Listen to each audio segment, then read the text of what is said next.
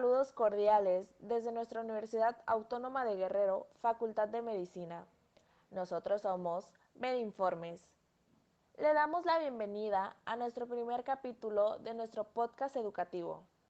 El objetivo de este podcast es presentar el agua, para dar a conocer qué es, cómo se forma, qué tan importante es, entre otros puntos, en la cual es realizado por los alumnos Anel Rafaela Ríos, Mónica Solís Juárez, Wendy Bernabé Arellano, Alison Moreno Macedonio, José Carlos Martínez Clemente, David Said Valle Cabrera, Dylan y Raquel Mondragón Salgado, los cuales son estudiantes del primer semestre de la materia Manejo de las Tecnologías de la Información y la Comunicación.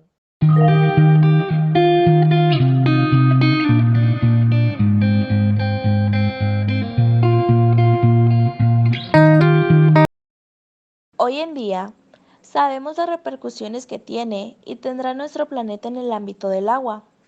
La Tierra es única entre los planetas de nuestro sistema solar, principalmente por sus inmensos océanos. Durante miles de millones de años, el agua se produjo a través de interacciones a temperatura elevada entre los hidrocarburos atmosféricos, los silicatos y los óxidos de hierro del manto terráqueo.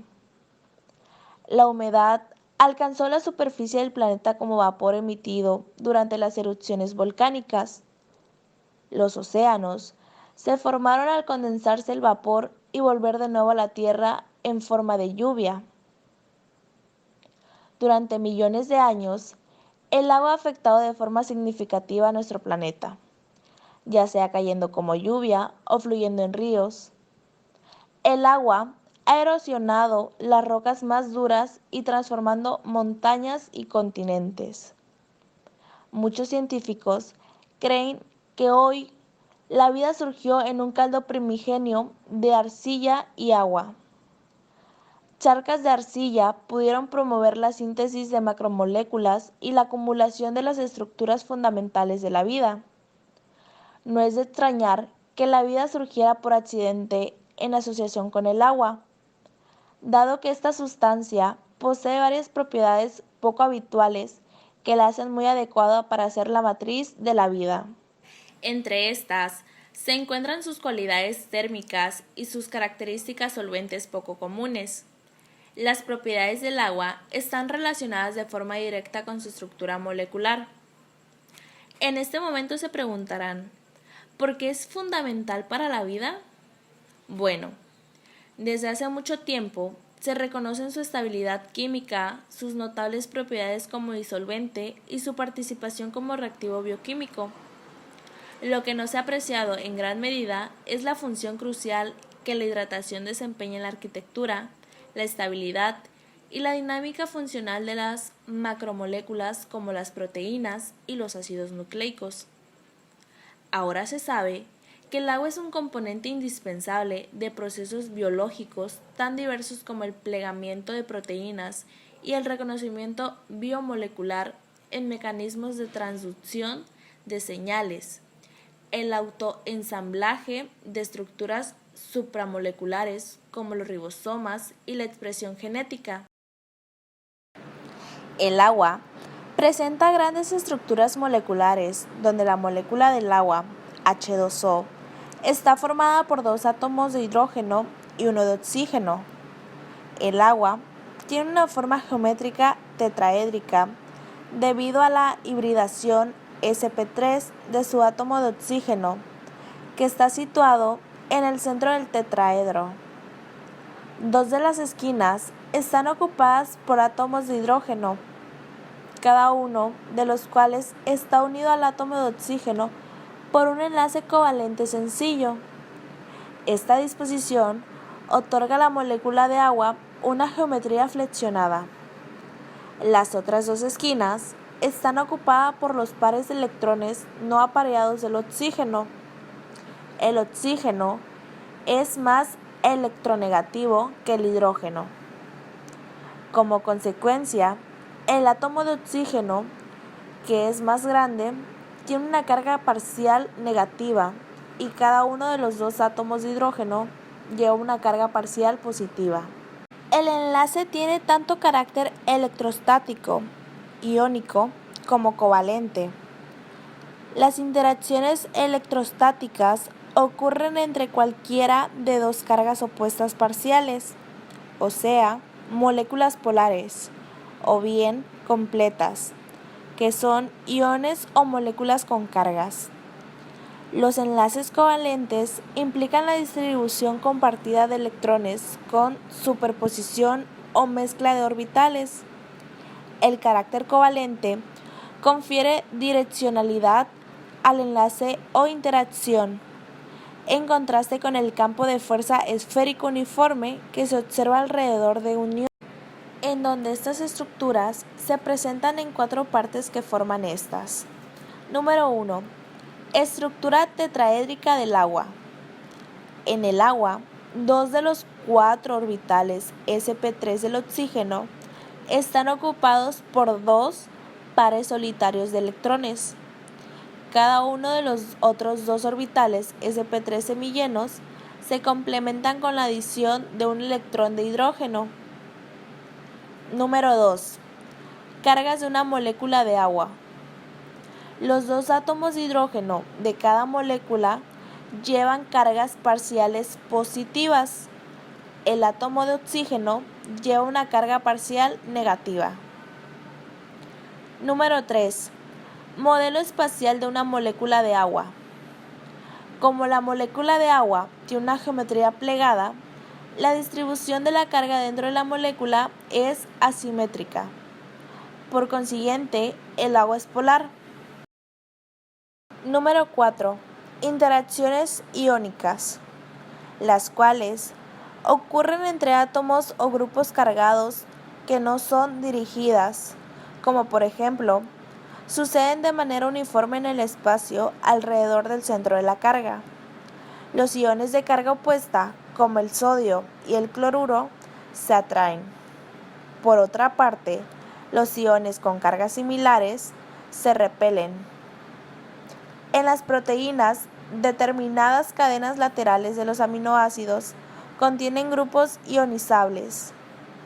La atracción de las cadenas laterales de los aminoácidos, cargados de forma positiva y negativa, forma puentes salinos y las fuerzas de repulsión creadas cuando las especies cargadas de forma semejante se aproximan con una característica importante de muchos procesos biológicos, como el plegamiento de proteínas, la catálisis enzimática y el reconocimiento molecular. Debe observarse que pocas veces se forman puentes salinos estables entre biomoléculas en presencia de agua, debido a que se prefiere la hidratación de los iones y la atracción entre las biomoléculas, en donde se disminuye de forma significativa.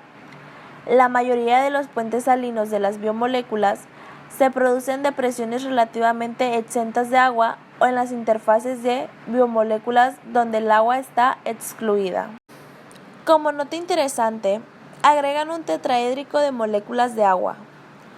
En el agua, cada molécula puede formar enlaces de hidrógeno con otras 4 moléculas de agua. Y se preguntarán, ¿qué es un tetraédrico? ¿Cómo se come? ¿De dónde es? Bueno, contestando su pregunta, es un descriptor de la geometría de una molécula en la que un átomo central forma 4 enlaces, los cuales se dirigen hacia las esquinas de un tetraedro regular, donde existen fuerzas llamadas fuerzas de Van der Waals. Las fuerzas de Van der Waals son interacciones electrostáticas relativamente débiles que se originan cuando las biomoléculas que contienen dipolos permanentes neutros se aproximan entre sí o a un dipolo inducible. Cuanto más polares y colineales son los grupos involucrados, más fuerte es la interacción de Van der Waals. Incluso en hidrocarburos puros, sin enlaces polares como en las regiones hidrofóbicas de las proteínas y de las colas de hidrocarburo de los lípidos, una gran aproximación induce una deslocalización de cargas, lo que produce cohesión. La atracción entre moléculas es máxima a una distancia denominada radio de Van der Waals. Si se acercan más, se produce una fuerza de repulsión. En los sistemas biológicos, la suma de fuerzas de repulsión y de atracción crea la estructura estable y funcional de las grandes biomoléculas y los complejos biomoleculares. Hay 3 tipos de fuerzas de Van der Waals. Número 1. Interacciones dipolo-dipolo. Estas fuerzas que se producen entre moléculas que contienen átomos electronegativos hacen que las moléculas se orienten a sí mismas de tal forma que el extremo positivo de un grupo polar se dirija hacia el otro extremo, pero de forma negativa. Los enlaces de hidrógeno son un tipo de interacción dipolo-dipolo particularmente fuerte. Número 2. Interacciones dipolo-dipolo inducido. Un dipolo permanente induce un dipolo transitorio en una molécula cercana al modificar su distribución electrónica. Por ejemplo, una molécula que contiene un grupo carbonilo es débilmente atraída hacia un anillo aromático por la capacidad del dipolo permanente del grupo carbonilo de deslocalizar, o sea, desplazar los electrones de la nube de electrones. Las interacciones dipolo-dipolo inducidas son más débiles que las interacciones dipolo-dipolo. Número 3. Interacciones dipolo inducido-dipolo inducido. El movimiento de electrones en las moléculas apolares cercanas da lugar a un desequilibrio de carga transitorio en las moléculas adyacentes. Un dipolo transitorio en una molécula polariza los electrones de una molécula vecina. Esta interacción de atracción, que se denomina fuerza de dispersión de London, es extremadamente débil.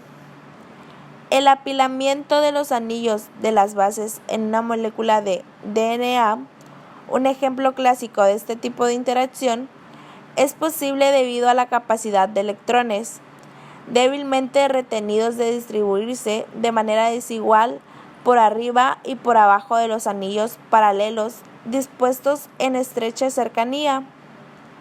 Aunque son débiles de forma individual, estas interacciones, que se extienden por toda la longitud de la molécula de DNA, proporcionan una estabilidad significativa.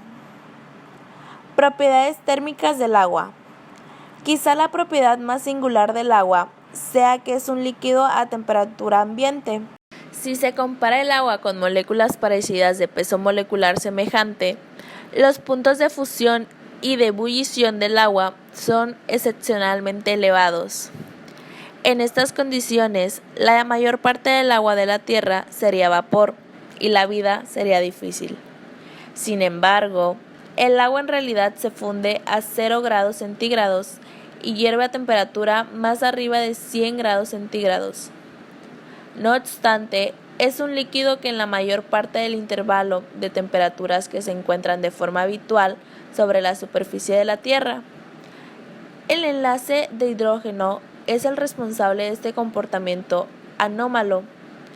Cada molécula de agua puede formar enlaces de hidrógeno con otras moléculas de agua, que a su vez pueden formar enlaces de hidrógeno con otras moléculas de agua. El número máximo de enlaces de hidrógeno se forma cuando el agua se congela y se convierte en hielo. Para romper estos enlaces se requiere energía. Cuando el hielo se calienta hasta su punto de fusión, se rompe alrededor del 15% de los enlaces de hidrógeno.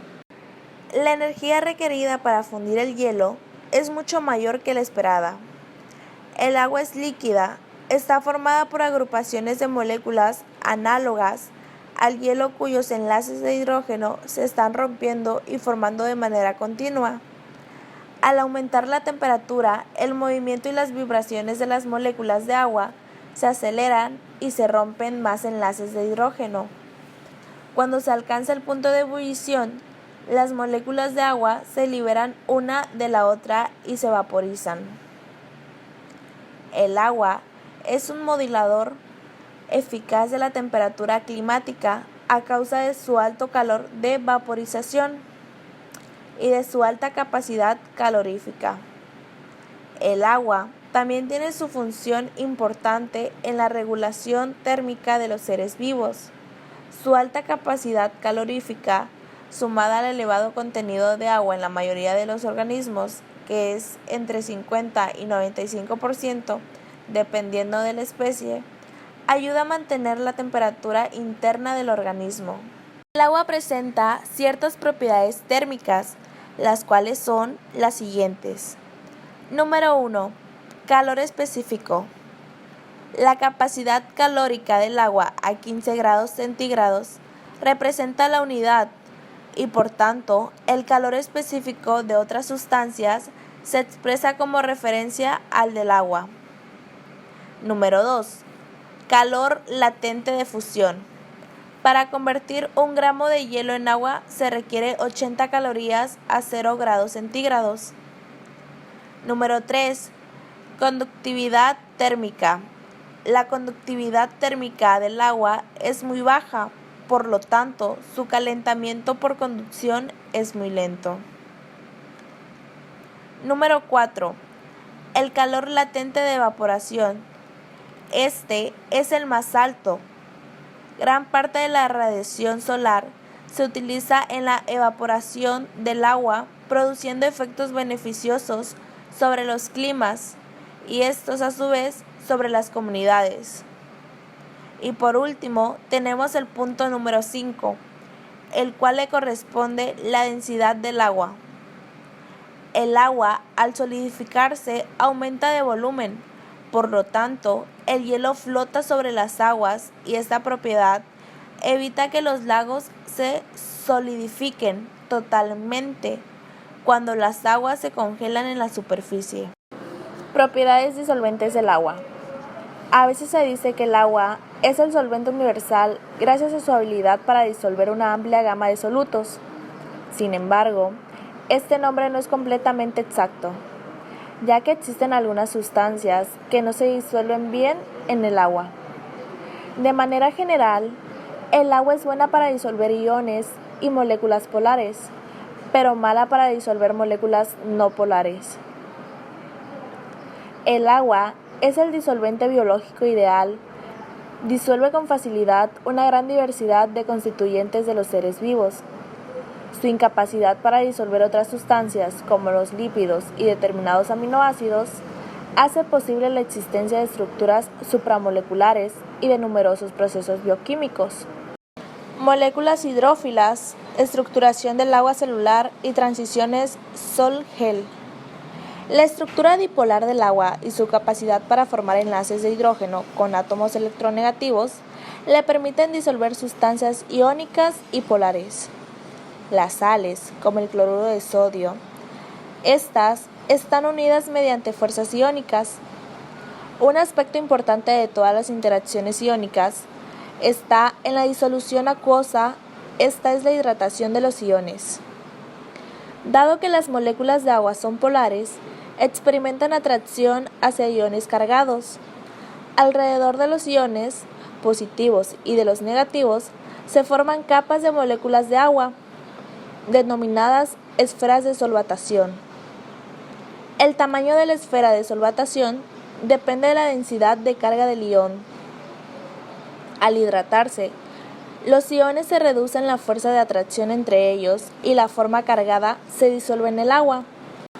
También se disuelven en agua las moléculas orgánicas con grupos ionizables y muchas moléculas orgánicas neutras con grupos funcionales polares, en particular por la capacidad del disolvente para formar enlaces de hidrógeno. La constante dieléctrica determina la capacidad de un disolvente para reducir la atracción electrostática entre las cargas. El agua, que suele denominarse el disolvente universal por la gran variedad de sustancias iónicas y polares que puede disolver, posee una constante dieléctrica muy elevada. El agua estructurada es la disposición de las moléculas de agua en los seres vivos. Si bien esta agua se encuentra en forma líquida, La mayor parte de tales moléculas no está en el estado de masa de agua.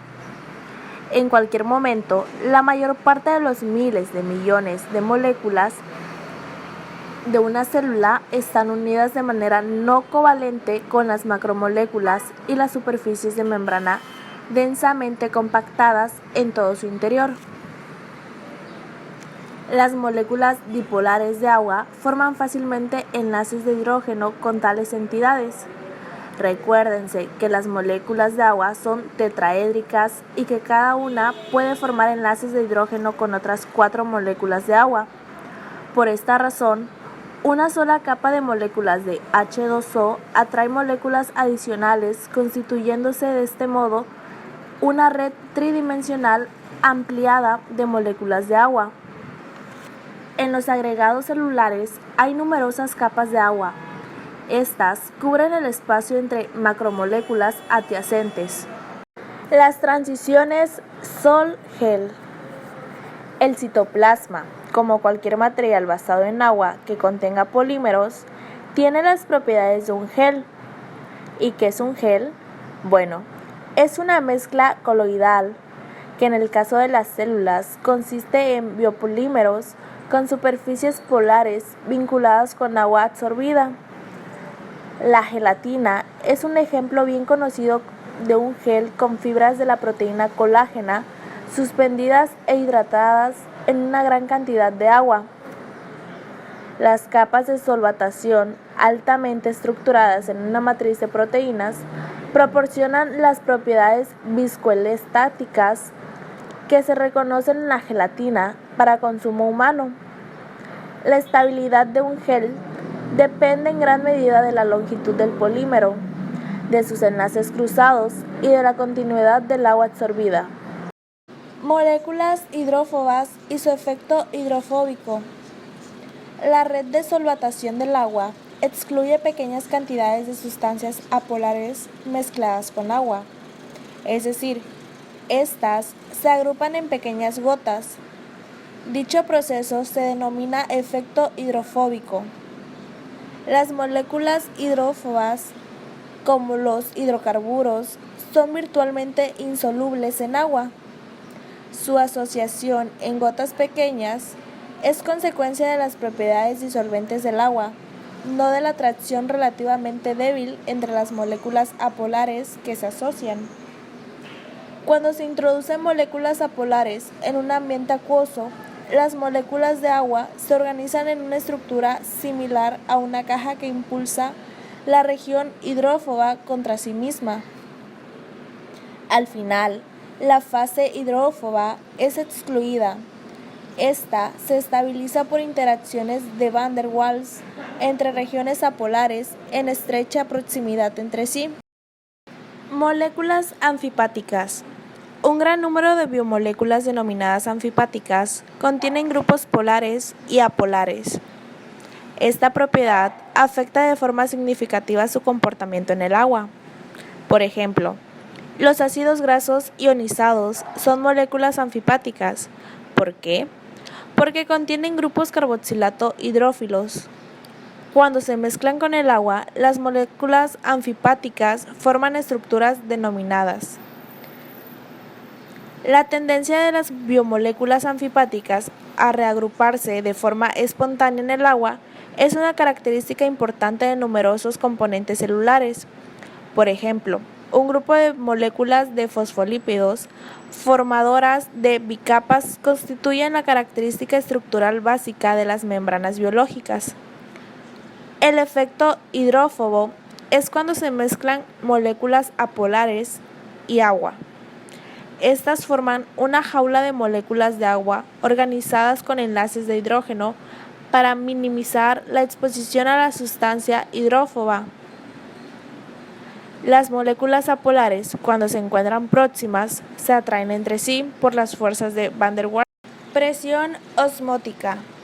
La ósmosis es el paso espontáneo de moléculas de disolvente a través de una membrana semipermeable que separa una disolución con menor concentración de soluto de una disolución con mayor concentración.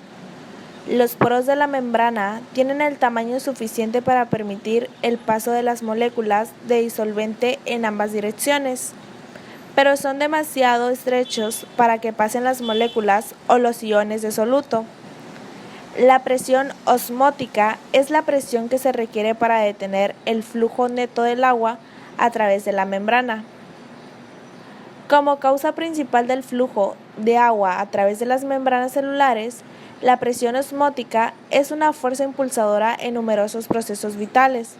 Por ejemplo, la presión osmótica parece ser un factor significativo en la formación de la savia en los árboles. En términos estrictos, las membranas celulares no son membranas osmóticas porque permiten el paso de otras sustancias, además del disolvente. El término membrana de diálisis sería más apropiado. La presión osmótica depende de la concentración de un soluto. Las macromoléculas tienen escaso efecto directo sobre la osmolaridad celular. ¿Por qué? Porque su concentración molar en la célula es relativamente baja. Sin embargo, las macromoléculas como las proteínas contienen un gran número de grupos ionizables. Los iones con carga opuesta son atraídos por estos grupos que tienen un efecto sustancial sobre la osmolaridad intracelular. Ionización del agua. Las moléculas de agua en un estado líquido tienen una capacidad limitada para ionizarse para formar un protón o ion hidrógeno y un ion hidróxido. Los protones en realidad no existen en solución acuosa. En el agua, un protón se combina con una molécula de agua para formar H3O, comúnmente conocido como ion hidróneo. Por conveniencia, se usará H para representar las reacciones de ionización del agua. Se dice que una solución que contiene cantidades iguales de H y OH es neutra. Cuando una sustancia iónica o polar se disuelve en agua, puede cambiar los números relativos de H positiva y OH negativo. Las soluciones con un exceso de H positivo son ácidas, mientras que las que tienen un mayor número de OH son básicas. La concentración de iones de hidrógeno varía en un amplio rango, por lo general entre 100 y 10 a 14 m, que proporciona la base de la escala de pH. Ácidos, bases y pH. La concentración del ion hidrógeno, uno de los iones más importantes en los sistemas biológicos, afecta a la mayoría de los procesos celulares y de los organismos. Por ejemplo, la estructura y función de las proteínas y las velocidades de la mayoría de las reacciones bioquímicas se ven fuertemente afectadas por la concentración de iones de hidrógeno. Además, los iones de hidrógeno juegan un papel importante en procesos como la generación de energía y la endocitosis. Muchas biomoléculas tienen propiedades ácidas o básicas. Los polímeros grandes y los complejos macromoleculares generalmente tienen superficies anfóteras, es decir, poseen grupos ácidos y básicos. Amortiguadores. La regulación del pH es una actividad universal y esencial de los organismos vivos. La concentración de los iones de hidrógeno generalmente debe mantenerse dentro de los límites estrechos. La acidosis, un trastorno que ocurre cuando el pH de la sangre humana cae por debajo de 7.35, resulta de la producción excesiva de un ácido en los tejidos, la pérdida de esta base de los fluidos corporales o el fallo de los riñones para excretar metabolitos ácidos. Si el pH de la sangre cae por debajo de 7, el sistema nervioso central se deprime, lo cual resulta en coma y eventualmente la muerte. Cuando el pH de la sangre sube por encima de 7.45, se produce alcalosis. Este trastorno provocado por vómitos prolongados o por la ingestión de cantidades excesivas de medicamentos alcalinos. Si esta situación no se corrige, se desarrollan convulsiones y paro respiratorio. Los amortiguadores ayudan a mantener una concentración de iones de hidrógeno relativamente constante. Los amortiguadores más comunes consisten en mezclar de ácidos débiles y sus bases conjugadas. Una solución amortiguada puede resistir los cambios de pH porque se establece un equilibrio entre los componentes del amortiguador. Por tanto, los amortiguadores obedecen el principio de la Chatelier, que establece que si se aplica una tensión a una reacción en equilibrio, el equilibrio se desplazará en la dirección que alivie la tensión. El amortiguador se crea mezclando una solución de acetato de sodio con una solución de ácido acético para crear una mezcla de equilibrio del pH y la fuerza iónica correcta. Amortiguadores fisiológicos. Los 3 amortiguadores más importantes en el cuerpo son el amortiguador de bicarbonato, el amortiguador de fosfato y el amortiguador de proteínas. Cada uno está adaptado para resolver problemas fisiológicos específicos en el cuerpo. Amortiguador de bicarbonato. El amortiguador de bicarbonato, uno de los amortiguadores más importantes en la sangre, tiene 3 componentes. Primero de ellos es el dióxido de carbono, que reacciona con el agua para formar ácido carbónico. Amortiguador de fosfato. El amortiguador de fosfato consiste en el débil par ácido débil base conjugada. Con pK 7.2, pareciera que el amortiguador fosfato es una excelente opción para amortiguar la sangre, aunque el pH de la sangre de 7.4 está dentro de la capacidad de este sistema amortiguador.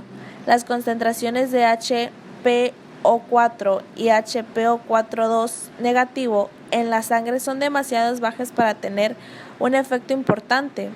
En cambio, el sistema de fosfato es un amortiguador importante en los fluidos intracelulares, donde su concentración es de aproximadamente 75 miliequivalentes por litro.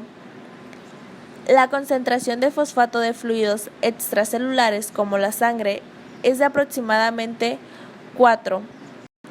Amortiguador de proteína.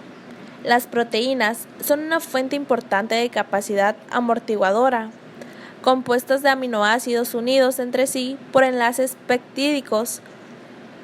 Las proteínas contienen varios tipos de grupos ionizables en cadenas laterales que pueden donar o aceptar protones. Las moléculas de proteína son poderosos amortiguadores porque están presentes en una concentración significativa en los organismos vivos. Enfermedades transmitidas por el agua. La conciencia sobre la importancia del derecho al agua empieza en el momento en que nos informamos sobre ello, y en este caso lo que vamos a hacer es ofrecerte un breve repaso por alguna de las enfermedades transmitidas por el agua contaminada. Número 1. Diarrea. Provoca que las personas pierdan líquido y electrolitos, lo que supone la deshidratación y lleva en algunos casos a causar la muerte en el paciente. Los niños y las niñas que padecen episodios repetidos de esta dolencia son más vulnerables ante la desnutrición y otras enfermedades. Número 2. Paludismo. Es una enfermedad provocada por un parásito transmitido a través de ciertos tipos de mosquitos, los cuales habitan en zonas de aguas estancadas o en sitios donde el agua no goza de la calidad suficiente. Número 3. Tifus. Enfermedad provocada por bacterias que causa fiebres, diarreas, vómitos e inflamación del brazo y del intestino. Número 4. Tracoma. Es una infección de los ojos provocada por las deficientes prácticas higiénicas debido a la falta de agua o la existencia de condiciones insalubres. Los niños y las niñas son especialmente vulnerables a ella. Número 5. Fiebre tifoidea. Es una infección bacteriana causada por la ingesta de agua contaminada. Los pacientes a quienes se les diagnostica sufren dolor de cabeza, náuseas y pérdida de apetito, entre otros síntomas. Estados de México donde hay escasez de agua. Con el calentamiento global, las estaciones húmedas y secas se han intensificado. Las temporadas de calor son cada vez más extremas y traen consigo fenómenos que afectan a todos los seres vivos. Según la Comisión Nacional del Agua, la sequía es la precipitación de agua por debajo del promedio durante varios meses o años, caracterizados por la humedad anormal y persistente, mientras que la escasez de agua se refiere a la falta de agua suficiente para cubrir la demanda de una región. De acuerdo con el informe del Monitor de Sequía en México, esta es la distribución de la sequía en las entidades del país. Estados con sequía en la mayor parte de su territorio: Aguascalientes, Baja California Sur, Coahuila, Colima, Chihuahua, Durango, Guanajuato, Guerrero, Jalisco, Michoacán, Nuevo León, Nayarit, Querétaro, San Luis Potosí, Sonora, Tamaulipas y Zacatecas. Estados con sequía en 40 a 60% de su territorio: Hidalgo, Sinaloa y Veracruz. Estados con sequía en menos del 30% de su territorio: Chiapas, Estado de México, Oaxaca y Puebla. Importancia del agua y por qué debemos cuidarla.